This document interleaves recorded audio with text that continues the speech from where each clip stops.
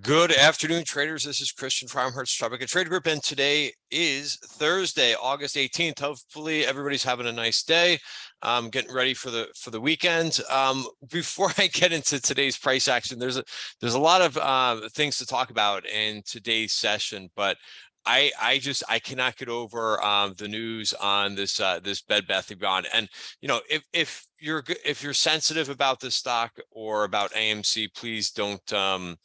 Uh, you know, you can basically mute me for the next minute because I will only talk about this for a minute. But it just shows you, like, in this market, for as long as I've been doing things, and I know there's many others out there that have been doing this for longer than I have, but there is always something that you will never see before, and I have never seen anything like this before. And I'm not here to criticize or say anything. I've never seen somebody buy calls like that, out of the money calls, get people excited in a stock like this, and then sell all of your positions. So I just heard the news a little while ago, and it's fresh on my mind. And here's the form. This is I guess the Schedule A of the Form 144, which, again, normally, if you're familiar with this process, when you want to sell your stock, your inside stock, you have to file for it, and then you have a certain amount of time period of whether or not you want to go ahead and actually do the sale or not do the sale. But you get the filing out there first. But again, I've just never seen anything. This RC Ventures was selling stock all the way up to $29. So just again, I've never seen anything like this before. It just goes to show you, and I think that's the point that I'll try to make with this, is that as seeing a stock go from $5-6 to $30, the person who has a major stake in it sell all the way at the tippy top, and then disclose and make a huge amount of money.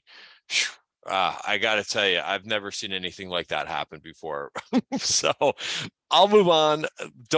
Please don't get mad at me, and I hope no one has any losses in this type of thing. But a lot of speculation. And I know a lot of people who made money in this stock, day trading it and so forth. And you could day trade to your heart's content, because you can get in and out of things as long as you're in front of the screens and watching it. But people could have made a lot of money on the upside and on the downside. The one other thing I'll say, again, please don't get mad at me for covering this stock. But the one thing that I noticed on the AMC chart, from its very technical pattern, is that since the stock made the big run up, it's the one thing that I notice here is lower highs. All right. This actually went over this previous high here, but still really didn't take this out. All right. So that's that. Again, it's the major topic. You're going to hear so much about it.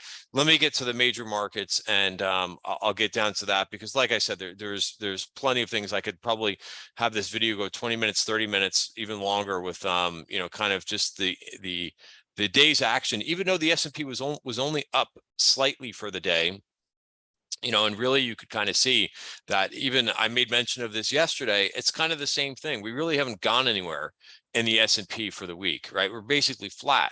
However, when you look at the sectors that moved, there's big sector dispersion, right? So here's my spreadsheet that I look at, where I look at percentage change from the open. Of course, I look at what the end of day close is, but it's very interesting to me to see what areas are underperforming throughout the session, the trading session, versus what areas are performing pretty well, right? And you can see it's the energy and gas names. That's something that I've been kind of since basically the middle of last week, when I was posting a lot of energy charts. I didn't jump all into energy then, because I was really unsure of what was going on in crude, right? And crude, nat gas, they've kind of been going in different directions. Someone from the Tribeca Trade Group room, and I didn't ask permission to use their name, but they actually gave me a really good heads up. They said that when crude went down, right, and it was kind of making, speaking of lower highs, right, it had that pattern going on. But very interesting, when it made the last low at 86, right? It may be a false breakdown. Again, we're just looking short term on the 1 hour chart, but notice the RSI divergence, right? That's called the divergence when the price goes lower, but the RSI is, basically stays decently higher than the last time it made a low, right? Some people like to draw trend lines in here. I sent out a note earlier about that. So you had what's called the bullish divergence in crude. So let's zoom out a little bit and go to the weekly, go to the daily chart. It's still kind of stuck in between, it hasn't gotten back inside the value area. It hasn't retaken the 200-day moving average, which ultimately I think will need to happen to get much more bullish energy names. But right, if you look at what's going on in, whoops, wrong symbol, in nat gas, that is right back out to the high. So that is certainly strong. And I'll start with some of the big movers that we saw today. The coal names, right? These things have been kind of going, since they made their peak. You could see that BTU finally, came back in here, made a little bit of a higher low, right? Which is good to see. I had a trader last week ask me about BTU, and I said personally I wasn't ready for it, and they thought that they had missed it, and I said I don't think you missed anything yet on this move. The technical trigger would be here for me. So this made a huge move today, up 11%. It did see some of that momentum call buying in there too.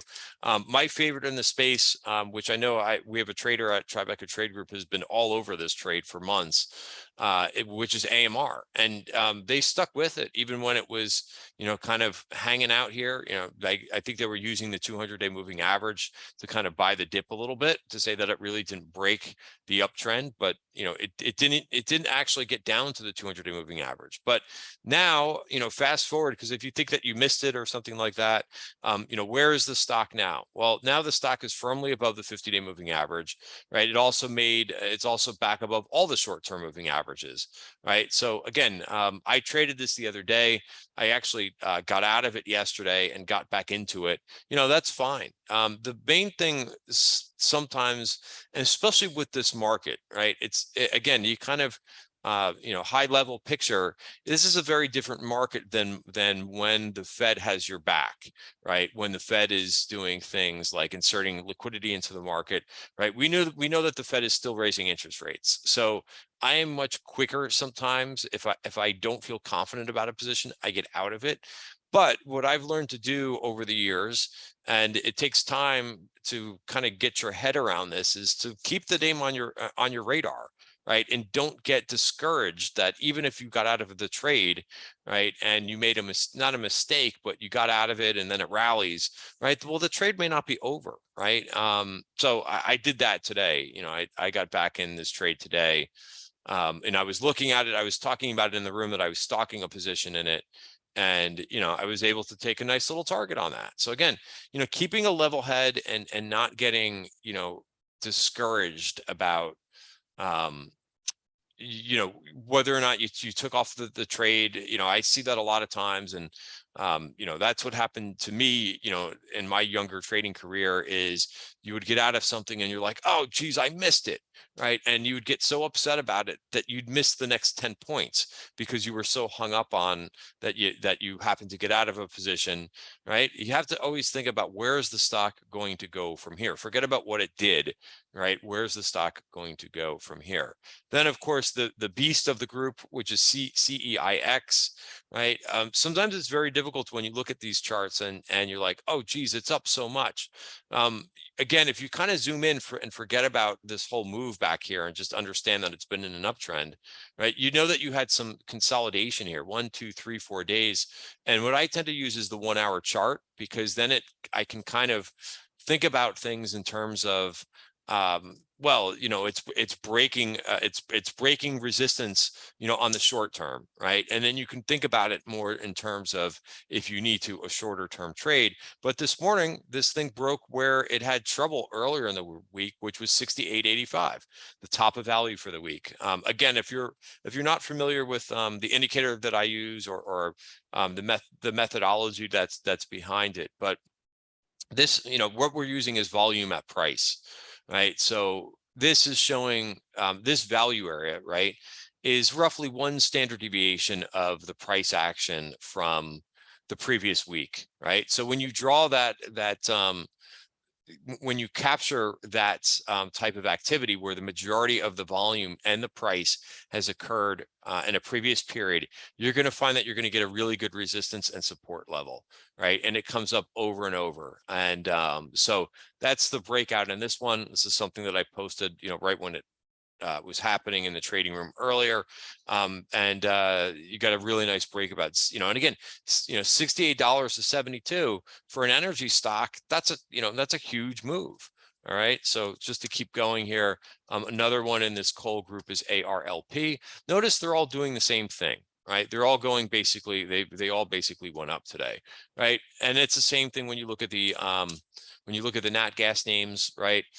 This is FCG. Again, this is my favorite ETF for natural gas names. That there is a specific ETF out there, which is this, that isn't oil names, but more names dedicated to nat gas. So if you're worried about the move in crude, just as I reviewed a minute ago, that it's still not above its 200-day moving average. And if you want to concentrate more on nat gas names, then this may be a better ETF for you than XLE, right? Which is also looking not that different, by the way, right? There's a lot of crossover in those names.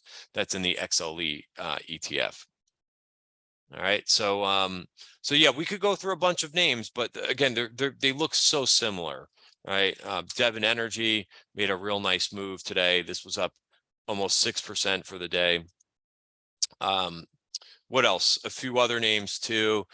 Always Devon Energy and Terra Resources. Just to kind of give you a flavor for a couple of these names. I'm also watching this BPT. Remember, this BPT went from like $1 stock to 22, right? Huge move, and it's now spent the better part of what, 2 months? Going basically, kind of correcting from some of that move. But hey, it's now back above this channel, 20-day moving average. It's still got to get above the 50, but you could cheat a little bit and say that your stop is the 20-day moving average, considering the 50s all the way up here at 18. And that's right about very close to getting into the value area. And then just to kind of conclude on the subject of energy, there was also this very small cap name that saw some calls today. I'm not really familiar with this name, but when I see option activity, kind of catches my eye, gives me an idea. And again, very smaller cap name. This is called Tusk, or that's a symbol. It's Mammoth Energy. That's kind of a fun name for energy stock. So that's Mammoth Energy. So again, and then what happens, of course, we had names like CSIQ. When you have energy going up, it does kind of carry over a bit to some of the alternative energy names, because those are going to be more in demand. And I think that's pretty interesting. There was one name that one of our fellow traders mentioned today, which is very close to the CEG company, which I love this company. I traded it a couple times. I missed it on the earnings, but this thing has been an absolute beast. And if you look at the description of CEG, I can bring it up here. Right, it's it's not exactly a utility, right? The description that they call it is power generation, carbon-free energy and sustainable solutions. The company generates and distributes nuclear, hydro, wind, solar energy solutions. Constellation Energy serves homes, institutional customers, public sectors, right, so on and so forth. So again, this is kind of a very like niche company, but there are some other companies that are kind of similar to it. So this one was brought to my attention today. This is I can't even say it right. Ameresco is an integrated electric energy corporation. The company supplies a range of energy solutions, including energy cogeneration, hydroelectric, renewable energy facilities. Right, and goes on and on about being a little bit more energy efficient, right, about what they're doing. So this is another one I like to go and find some of these new companies, but this is AMRC, right? It's going to have to take out that VPOC there at 74.50. But if you look at this weekly chart, right, it kind of puts things in perspective, and it also gives you a nice level to trade against, which would be maybe right around $70 to see if this thing, again, using volume at price, right?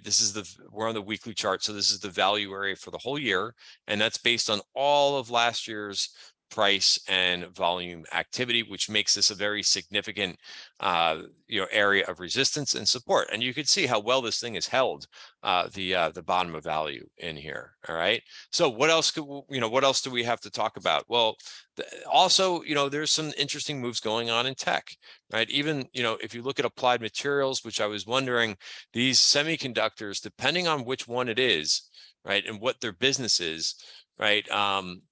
And by the way, look at this being capped by the top of value. So it doesn't appear that applied materials wants to break out quite yet. 111.11.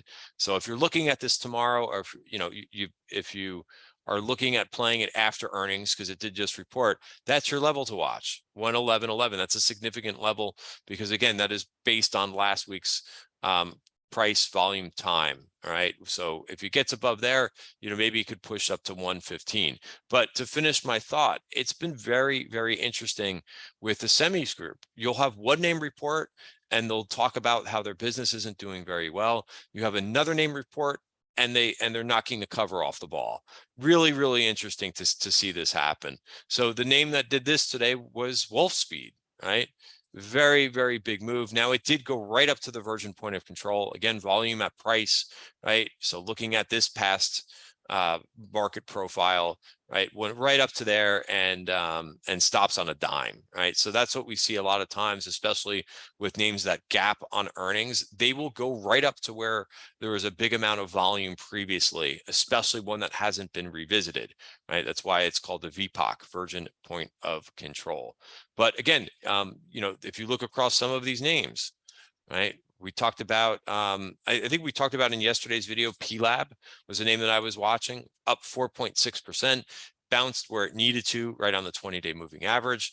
I like this name a lot. I added this name the other day, which is Global Foundries, right? Another name, the one in the camp that had, some good numbers and some good things to say. So, I'm going to try to basically stick with this one, right? And then of course there's this one, AEHR, which I actually added a starter position today. This was actually a fun little trade for me today because I got into this as a starter position. I quickly took a target, not being greedy, right? Took a target at 18. The name backed up, right? So I got back in somewhere in here. So let's look at target here. Added back. Oh, it went right back to my cost basis, 1735. Took another target at 18. So I didn't re-add because it did end up going lower, and you could see it's back to where I started the position this morning. And I mentioned in the room, I'm like, well, I don't need to go to do this trick one more time. I'm going to wait to make sure it breaks above 18. So back to my starter position. I'll sit and I'll wait. I'll have a stop price.